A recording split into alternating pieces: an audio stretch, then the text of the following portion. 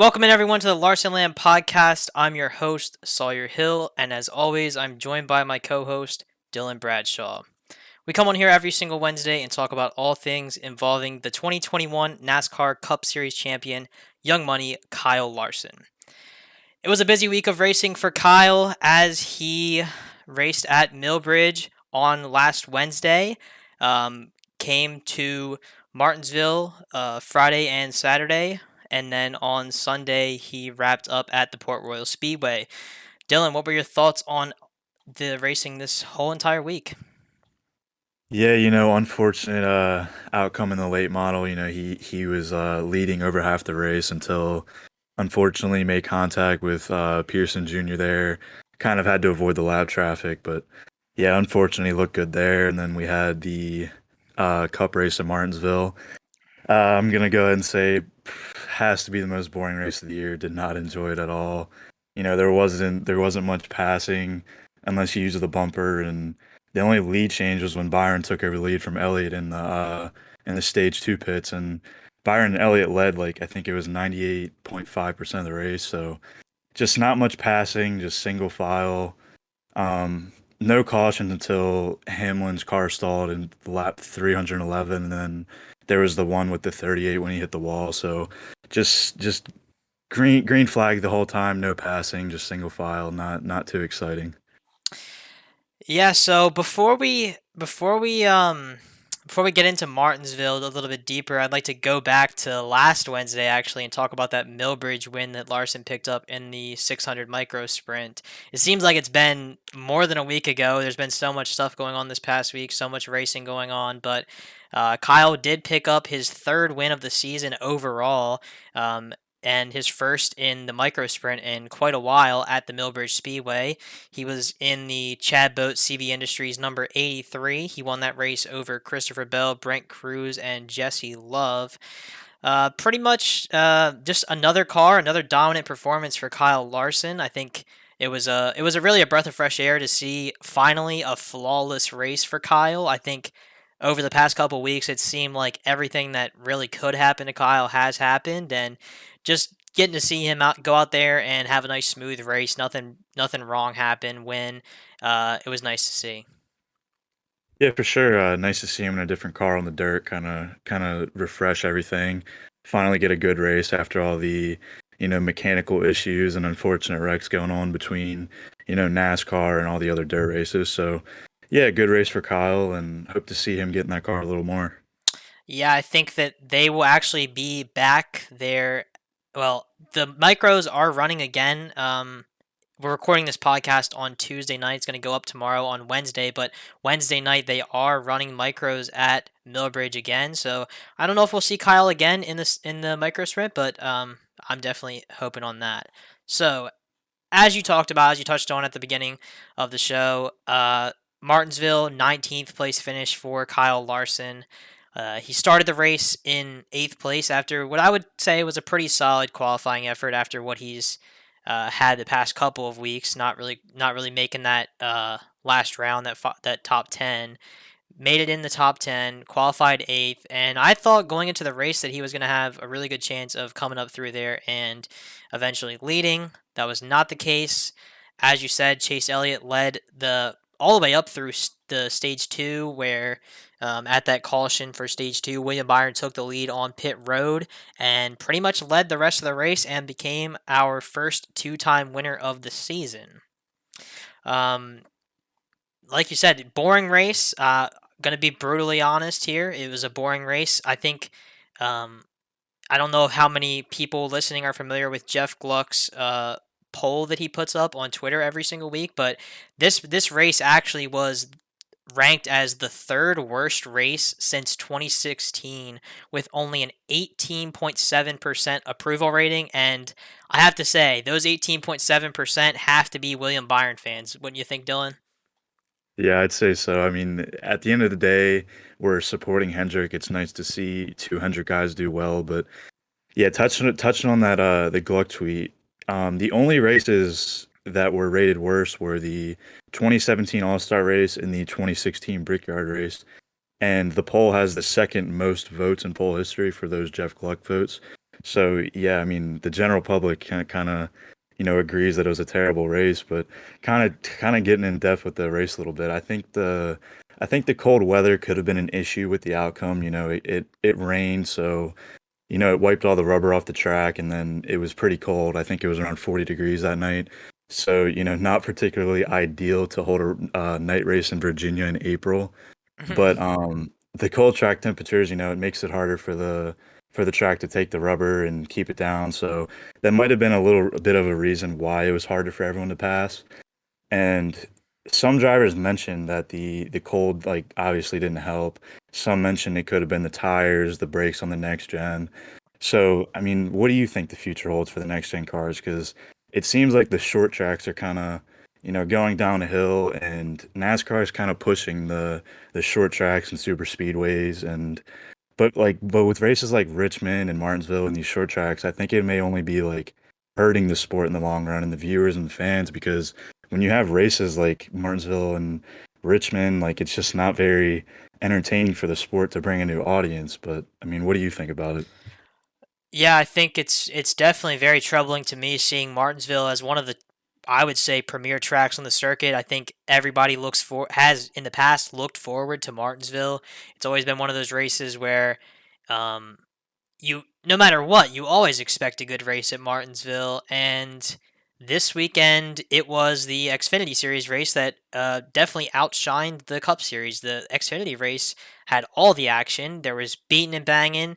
I mean, we got to see a fight at the end of that one, and I mean, it was just a lot more happening in that race compared to the Cup race. Cup race was just single file, follow the leader type racing, and I don't want to shoot down the next gen car like a lot of people have early on, because I do think we have had some good races with the car, but maybe there's some work that needs to be done at these short tracks, as it has shown here recently. So, I mean, for me, I'm kind of disappointed that we won't get to see Bristol in its natural form until the playoffs, because I mean, Bristol has always been for me like one of my favorite tracks to watch. It's awesome short track, and the fact that we don't get to go there two times on the normal configuration, I think it's going to be interesting going into that playoff race there, and then also having the Martinsville race and Phoenix in those last three races. I think that's going to be tough if the next gen car, if the racing doesn't get any better than what it has been the past couple weeks. It's definitely going to the number one thing it's going to do is it's going to shine a huge light on qualifying, because as you saw, if you qualified up front, most of the guys that started up front finished up front. I know Elliott fell back in that last stage, but Byron, he was second the entire race up until he took the lead on pit road, and he led all the way from there. So qualifying is going to be a huge key, I think, moving forward this season. Yeah, for sure. I mean, I'll talk track position. We saw Cole Custer run top five all day, and then that little tire situation on pit road sent him to the back, and I mean, he couldn't gain any spots at all. So I mean, there's just really no passing, and kind of touching on, what NASCAR could do. We heard Chad Knaus on the broadcast mention that ever since the ride height rules were taken away in 2014, the product of short track racing has kind of been on a decline, and Clint Boyer seemed pretty excited because he kind of voiced that he's been saying that for years. But I mean, what do you think about that? Do you think that's a thing that could affect the short track racing and the outcome of the races? Yeah, I think there's just a lot of factors right now that play into the product that goes onto the track. I know I've really harped on it a lot in recent episodes of this podcast, but my number one thing I think is just a lack of practice for these drivers. I think drivers and teams, for that matter. Um, you go into these races, and Kyle Busch has been very vocal about this. Of all people, I mean, I mean, that's no surprise that Kyle Busch is vocal, but he has really touched on that a lot in every interview I see with him. He's talking about how the reason that they're not running good is because basically they come to the track with what they have, and that's what they end up having to run the entire weekend, because in the past you've had multiple practice sessions where you'll practice for an hour, you'll get time to work on the car, make big adjustments to the car, take big swings at it, and go back in another practice session, see what you got, see how it was. And by race day, everybody's cars are at the best they can possibly be. Whereas now, a lot relies on the simulation before they even get to the track. They're sim racing, and I don't think that's fun. I don't think it makes it fun for the fans to watch because even I think that even might have to do some with Kyle's performance where they get to the track on Friday or Saturday, they unload and they're far off from where they need to be early on, and they don't have time to make those adjustments to the car because you practice for 15 minutes and then you're right into qualifying. You all you can do is make minor adjustments during that time, and after qualifying, it is a true impound race, so you cannot make adjustments to the car before the race after qualifying. So you pretty much you run what you brung. Yeah, for sure. I mean, something just has to give. It's tough because we keep talking about it, the learning curve with these next gen cars, and the drivers aren't getting the necessary time with it because, I mean, again, we keep saying the drivers need time to learn these new cars, the crews need time to learn everything that goes with it. So yeah, I mean, when you just throw them out there on the track and they just kind of got to learn as they go. And I'm gonna quote Larson real quick, talk about the speeding penalty. He said we were real loose early, but got the car much better as the race went on. He lost track of his lights on the dashboard that helped with the speed limits on pit road, and it cost us the night. So I mean, it's kind of a tradition, at Martinsville at this point with Larson and the speeding penalties. Pretty unfortunate, but those are just I don't know. It's just the type of things, just small things that teams have to kind of fix as the race goes on, and they don't really get to practice everything because they don't have much time to practice at all. Yeah, and that's a good point. I think that even like pit road speed and stuff like that, that is something that teams have done in the past in practice, practicing pit road speed, those getting those timing lines down. And I don't want to say I don't want to. I'm not the one to say like I told you so last week on the podcast, but I told everybody. Kyle, Kyle, that was gonna be the number one thing Kyle's gonna have to overcome this week at Martinsville was pit road and watching his pit road speed. And sure enough, he sped on pit road. I hated it. I didn't want to see it, but I called it. Um, just I know. I think it's one of those things. Kyle was probably frustrated all day, and you lose sight of stuff like that sometimes as the race goes on. So, do you have any final thoughts for Martinsville, Dylan? Not too much to say other than very boring. I hope something changes. Whether it be package or anything like that. We started out pretty good with the next gens. We had some decent races, but yeah, these past two Virginia races just have been very very lackluster, not too enjoyable. So I hope something gives and something changes with these short tracks as we go on. I have to agree with you there. I think that we do need to see some changes, and I think NASCAR knows. I mean, like I said, that Jeff Gluck pole, the third worst race since 2016, um, at Martinsville, that is something that definitely needs to be fixed. And we'll leave the link to in our description of the YouTube version of the podcast to that Jeff Gluck poll, and so everybody can see the results on there. In case anybody was wondering, the best race this year on the poll was a 91.5% vote of yes for the race being good. That was at Fontana where Young Money Kyle Larson won. So moving on to Port Royal on Sunday, I was there at the track. I have never been to Port Royal before. People have been telling me to go out there for a couple years now, and it was truly an amazing facility. I wasn't really. Everybody always hypes up every facility, but Port Royal was truly one of the best facilities I have been to. I love the tracks that you can go in the infield. I had some great shots from the infield. If you checked out the mini vlog on our YouTube channel that was uploaded yesterday, if you're watching this on Wednesday, um, it was an awesome track, and there was some awesome racing. Kyle didn't win the race, unfortunately. 16th place finish.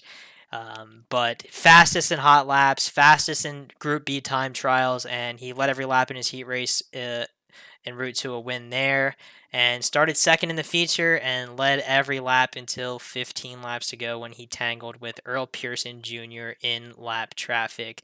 Dylan, what was your take on that incident there on with 15 laps to go? I know a lot of people have kind of debated about the incident. What was your thoughts on it? Yeah, he was running the top really good. Halfway through the race, he was battling with Pearson around the turns a little bit, but I mean, it just eventually the lap traffic got the best of him. A couple laps before the contact with Pearson, he was just weaving between everyone on the top and bottom. It was just I thought for sure a wreck was coming, and coming around turn three, he got tight with Pearson at the wall, and ultimately made contact and spun out. But I mean, it's the lap traffic, I mean, he was battling with them, and the lap cars were just kind of forcing him to go where he didn't want to go, and unfortunately made the contact with Pearson. But I mean, that's rubbing his racing, I guess. So it will just move forward. Yeah, I think it was truly just a racing deal. I don't think that there was really any hard feelings between Larson and Pearson after the race. They did obviously both want to win that race pretty bad. Pearson hasn't won a Lucas race in over 2 years now, so he obviously wanted that one pretty bad. He had a good run going, and so did Kyle, but honestly, I think it was just a racing deal.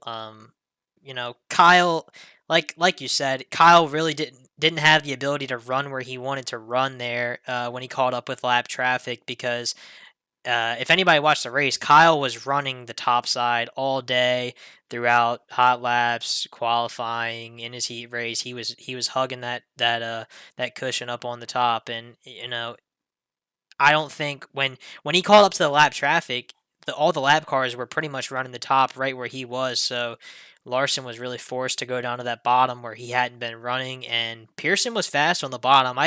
In my opinion, I think Larson probably was a little over aggressive there with his move that he made. I think that he could have given up the lead and followed Pearson for a couple laps, and the lap traffic would have worked out in a way where he would have been able to get back by Pearson. But great day for Greg Satterley. He picked up the win there at Port Royal, and just like I said, a great facility there at Port Royal. If anybody has the chance to go there, or if you have been there before, um, just I definitely recommend. If you haven't been there, go there.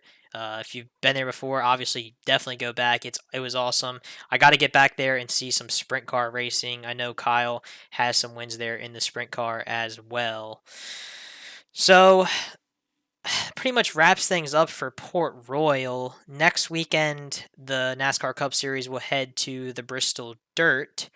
Um, Not Kyle's first time seeing the surface this season. There has been some changes made to the surface. The banking is more progressive banking now instead of straight up how it was last season.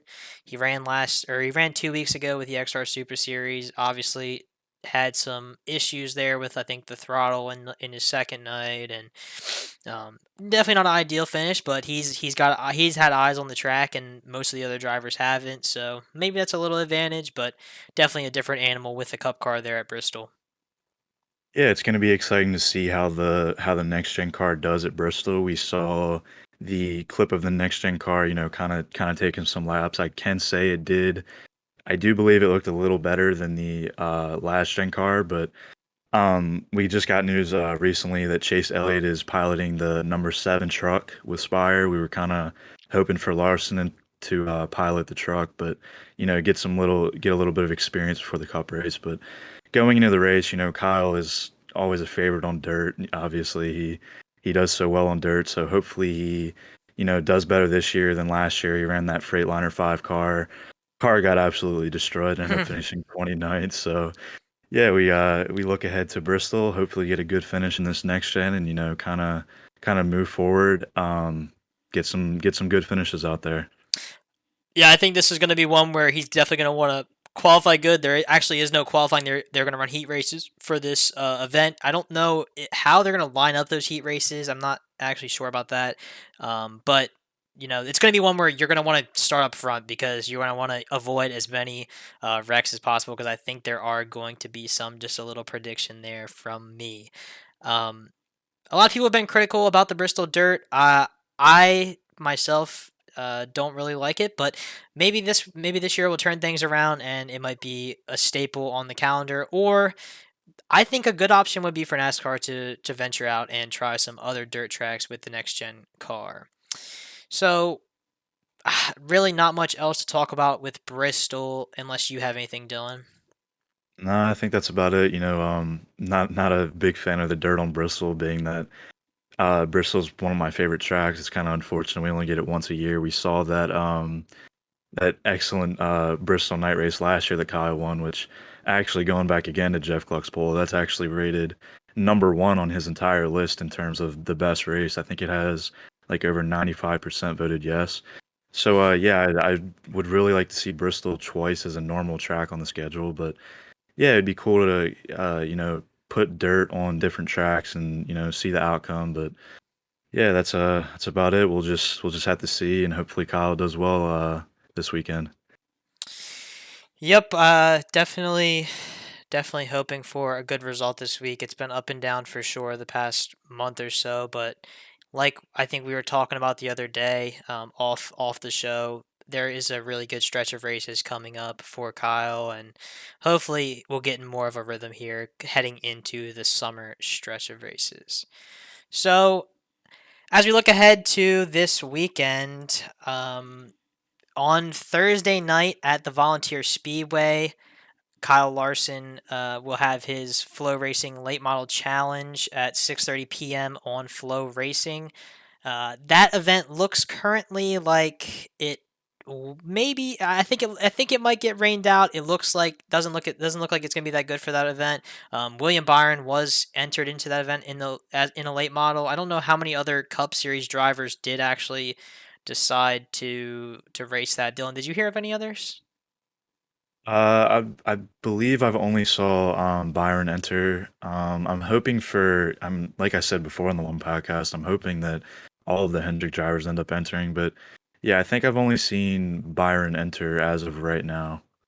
Yeah, I haven't seen any others, and I know Chase Elliott's done some late model stuff in the past, so maybe we see him there. But like I said, the weather forecast right now doesn't look too good there for Bulls Gap. But I don't know if that'll be a race that gets completely canceled or if it will be a postponement. But well, I guess we'll have to wait and see until Thursday for that one. So um, as far as the Cup Series goes, like I said, we're heading out to the Bristol Motor Speedway for the Bristol Dirt Race on Friday. There will be first practice. There's two practice sessions this weekend. Friday at 4:05 p.m. on Fox Sports 1 is first practice. Second practice is also on Friday at 6:35 p.m. on Fox Sports 1. And then on Saturday, there will be the qualifying heat races to set the lineup for the race on Sunday. That will be seen at 6 o'clock p.m. Eastern Time on Fox Sports 2. So I don't know how many people have or don't have Fox Sports 2, but um, as always, we'll be posting updates on our social media. So if you don't have it, just check in with Larsonland and we'll keep you updated.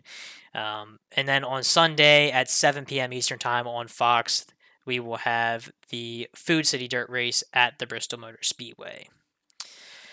Thanks again to everyone for tuning in and listening to the show. If you have any topics you would like us to cover next week, please be sure to leave a comment down below if you're listening on YouTube.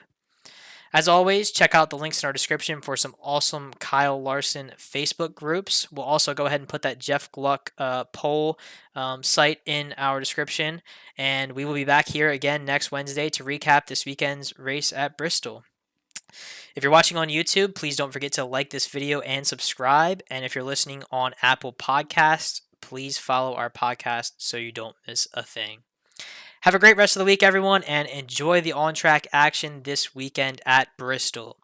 We will see you in the next episode.